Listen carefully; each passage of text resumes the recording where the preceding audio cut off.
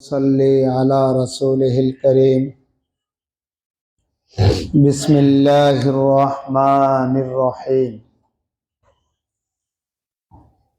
هو الذي بعث في الأميين رسولا منهم يتلو عليهم آياته ويزكيهم ويعلمهم الكتاب والحكمة وقال تعالى إن الدين عند الله الإسلام اللهم صل وسلم وبارك عليك ونستغفرك ونتوب إليك मौला ए फाकत दरबार कालिमातु शुक्र আদা করব আলহামদুলিল্লাহ।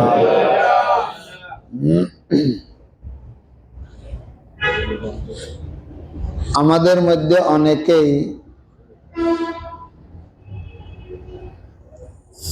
নিজে নিজে দিন বুঝার চেষ্টা করে, নিজে যা বুঝে এটাকেই প্রাধান্য দেয়, অন্যটাকে কিছুই মনে করে না। আমরা যারা তাবলীগ করি অনেকেই মনে করে তাবলীগই ইসলাম।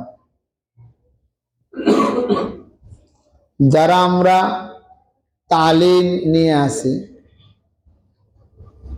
মাদ্রাসা মসজিদ নিয়ে আসি, আমরা বলি আমাদেরটাই শুধু ইসলাম। যারা ইসলামিক রাজনীতি করে তারা বলে এটাই শুধু ইসলাম, অন্যটাকে সে অনেক অনেক দূরে রাখে, দূর থেকে দেখে। এই একটা ভুল বুঝাবুঝি। ইসলাম শুধু তাবলীগ নয়, শুধু তালিম নয়, শুধু ইসলামিক রাজনীতির নাম নয়। ইসলাম সবগুলার সমন্বয়ের নাম ইসলাম। আল্লাহ পাক রব্বুল আলামিন আল্লাহ নবীকে দুনিয়াতে 4টা মৌলিক কাজ নিয়ে পাঠিয়েছে। এক নম্বর কাম হুয়াল্লাযী বাআসা ফিল উম্মিয়িনা রাসূলাম মিনহুম ইয়াতলু আলাইহিম আয়াতি, তেলাওয়াতে কোরআন নবীর কাম, উলামায়ে কেরামের কাজ। মানুষকে বুঝানো, ওয়াজ নসিহত করে বুঝানো, দিনের দিকে ডাকা, তেলাওয়াত কোরআনের মাধ্যমে, কোরআনের ব্যাখ্যার মাধ্যমে, এটা নবী বলা কাজ। নবী নেই, এটা উলামায়ে কেরামের উপরে জিম্মেদারি। 2 নম্বর কাম ইয়াতলু আলাইহিম আয়াতিহি ওয়া ইউযাক্কিহিম, তাজকিয়া নফস করবে, আত্মশুদ্ধি করবে, যেটাকে আমরা বর্তমানে পীর মুরিদি বলি। তাজকিয়া নফস নবী বলা কাজ, আর তাজকিয়া নফস ফরজ। আমরা সাধারণ রোগের জন্য পেরেশান হয়ে যাই, ডাক্তার খোঁজাখুঁজি করি, কোন ডাক্তারের কাছে গেলে আমাদের রোগের চিকিৎসা হবে। তবে দৈহিক রোগ এর জন্য ডাক্তারের কাছে যাওয়া সুন্নত। যত বড় কঠিন রোগ হোক না কেন ডাক্তারের কাছে যাওয়া সুন্নত। অন্তরের রোগের জন্য ডাক্তারের কাছে যাওয়া ফরজ। রিয়া, কিবির, ওজব, হাসাদ, বদগুমানি, এগুলা অন্তরের রোগ। এগুলা হক্কানি উলামায়ে কেরাম ছাড়া, হক্কানি পীর মাশায়েখ ছাড়া আমাদের আত্মশুদ্ধি হবে না। এটা যুগ ধরে, নবীর যুগ থেকেও, নবীর যুগের পরে সাহাবী, সাহাবীর যুগে তাবি, তাবির পরে তবে তাবিন, আইম্মে মুজতাহিদিন, আইম্মে মুহাদ্দিসিন, যুগে যুগে আল্লাহ পাক এভাবে লোক নির্ধারিত করে রেখেছে। ওয়া ইউআল্লিমুহুমুল কিতাব, তালিম দেওয়া। আমরা যেটা দিচ্ছি দরসে তদরিসের মাধ্যমে, পড়াফড়ির মাধ্যমে, তালিম তরবিয়তের মাধ্যমে, এটা নবীওয়ালা কাজ। নবী সাহাবায়ে কেরামকে আসহাবে সুফফায় তালিম দিছেন। 70 জন নিচে, উপরে আরো বাড়ি যেত এই মাদ্রাসার ছাত্র সংখ্যা। কমপক্ষে 70 জন সবসময় মদিনা আসহাবে সুফফার এখানে থাকতেন। এটা নবীওয়ালা কাজ। এই কাজ নবীর পরে আস্তে আস্তে আস্তে আস্তে আস্তে আস্তে সাহাবা কেরাম, তারপরে তাবিন, তবে তাবিন, আস্তে আস্তে উলামায়ে কেরামের উপরে পড়তেছে। এখন আমরা যদি বলি আমরা যারা তালিম নিয়ে আছি আমরা হকের উপরে আর সব না হক, এটা তো নবীর সাইর কামের একটা কাম। তেমনি ভাবে যারা ফিরি মুরিদি করে এরা যদি বলে আমরাই হকের উপরে আছি, সব ভুলের উপরে আছে, এটাও সাইর কামের একটা কাম।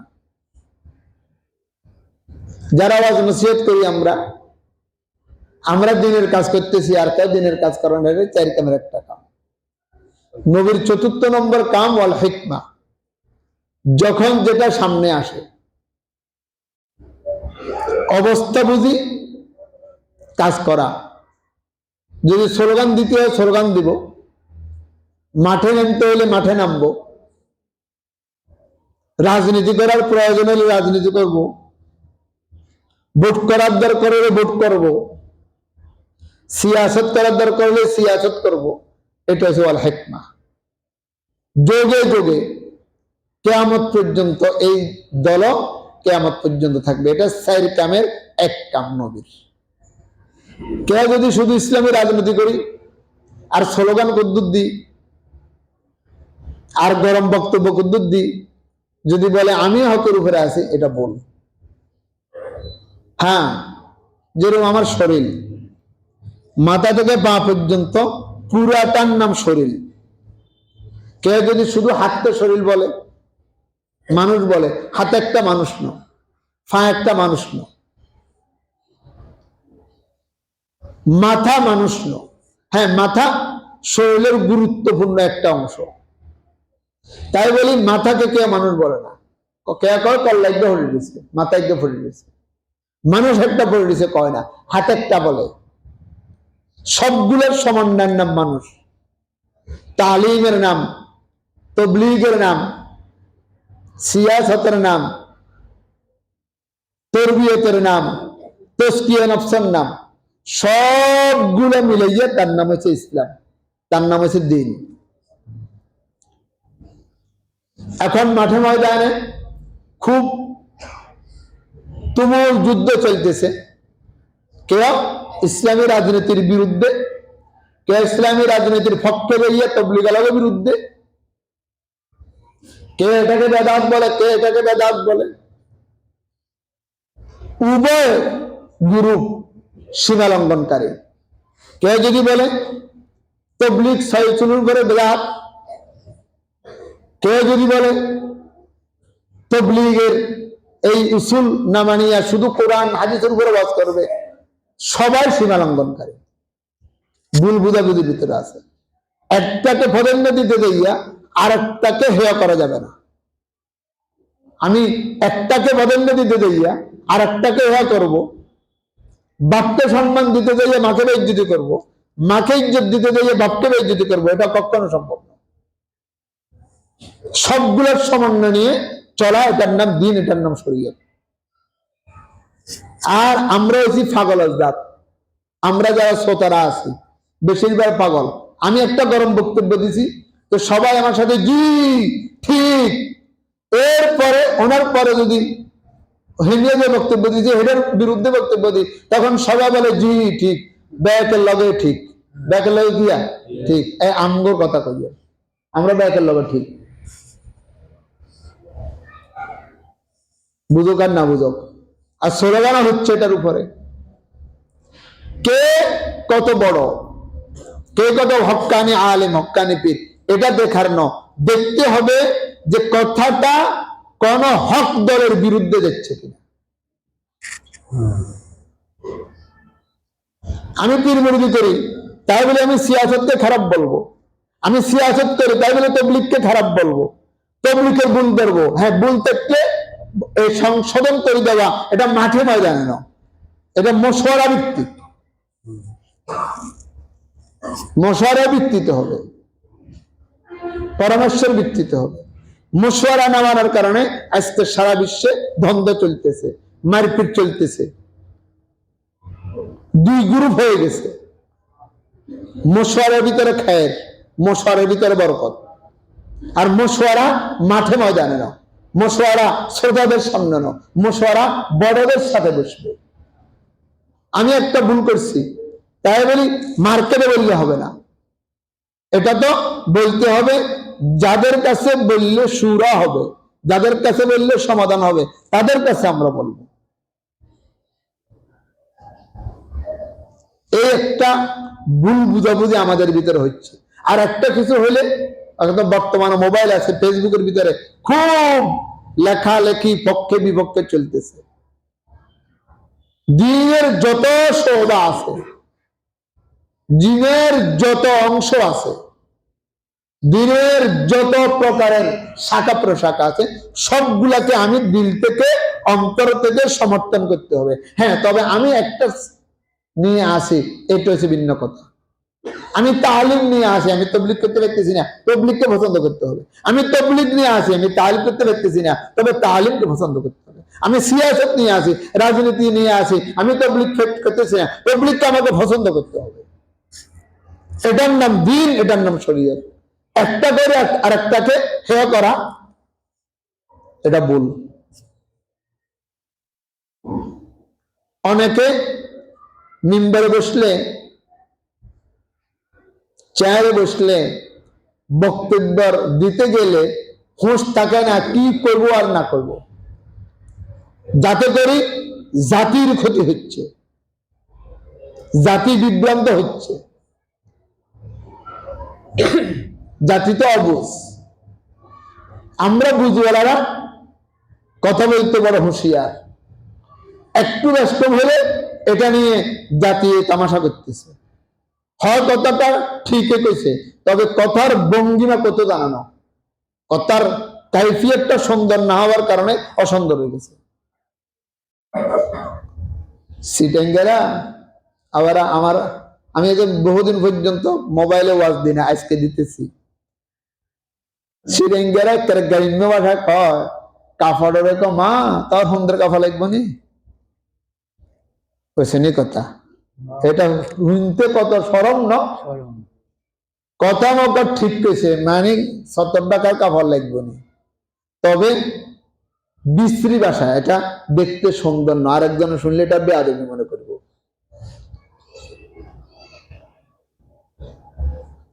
সব কথা সব জায়গা বলা যায় না, একটু শালীনতা বজায় রাখতে হবে। আমাদের অনেক বড়রা যে কোনো দলের হোক, কথা বলতে যাইয়ে একটু ব্যস্ত হয়ে গেছে, এগুলা নিয়ে খুব খুব লেখালেখি চলতেছে।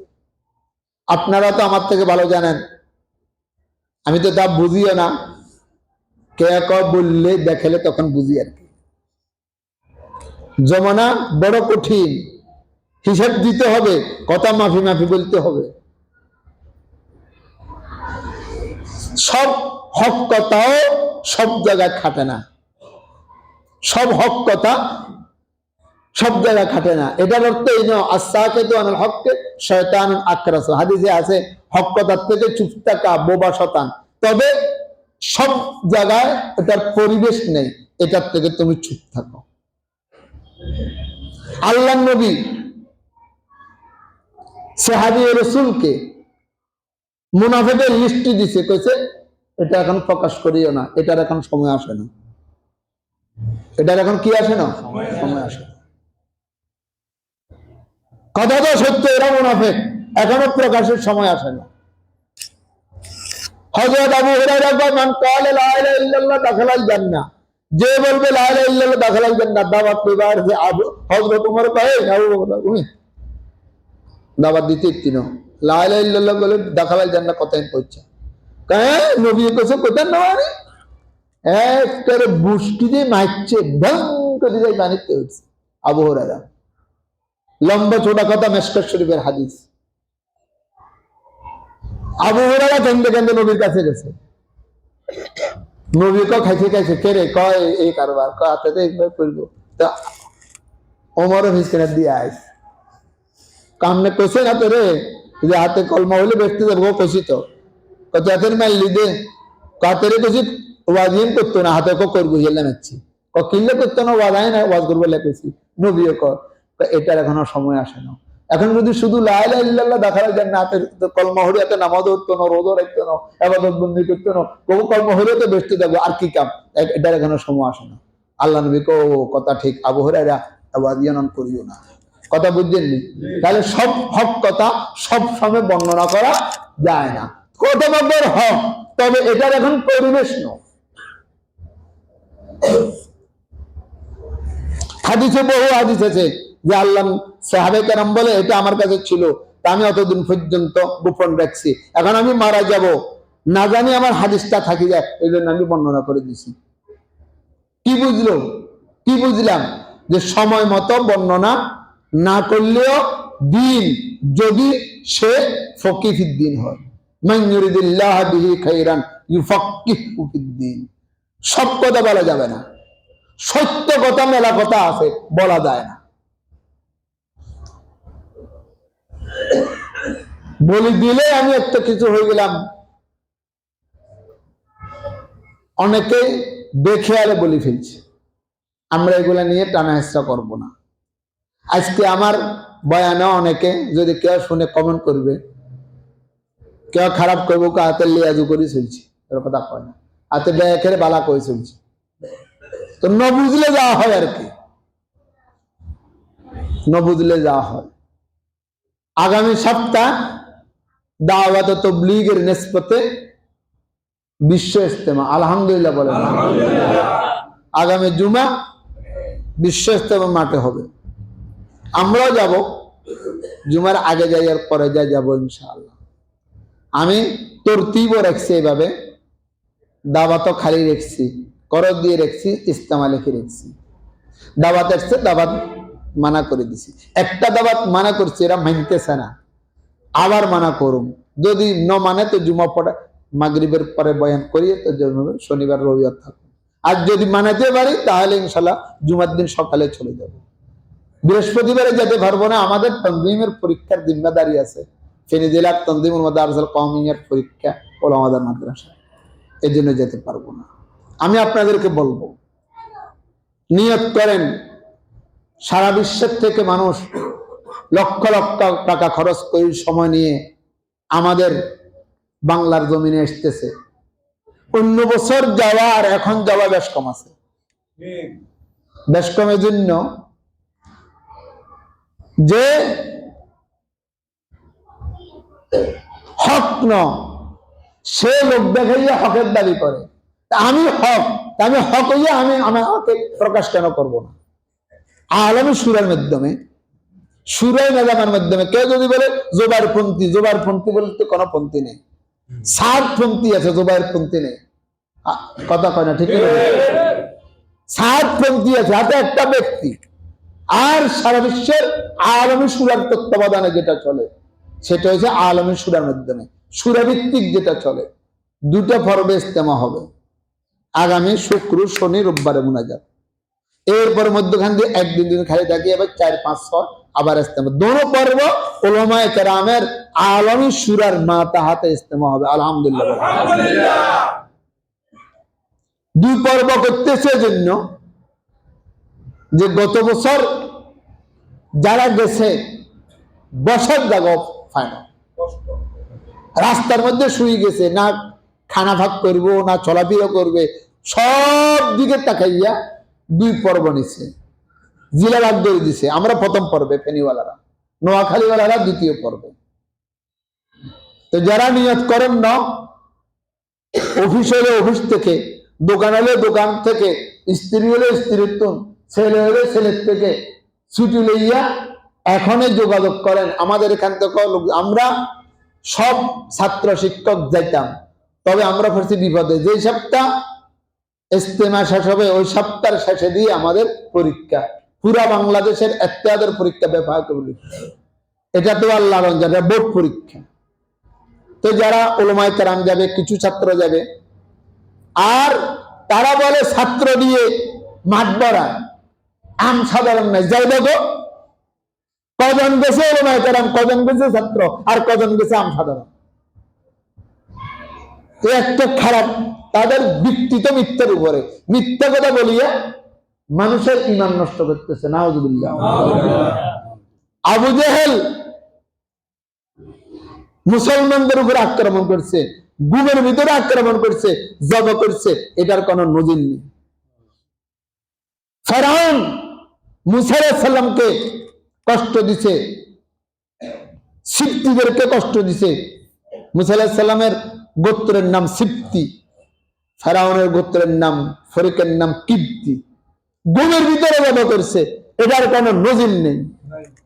কিন্তু এই সাতপন্থীরা গুমের ভিতরে মানুষকে হত্যা করছে, মানুষকে জব করছে। এটা তাবলীগ না, এটা তাবলীগের নামে সন্ত্রাসী আর ডাকাতি, আর এটা একটা শরীয়ত বিরোধী কর্মকাণ্ড না, এটা মানুষের থেকে হার মানাইছে।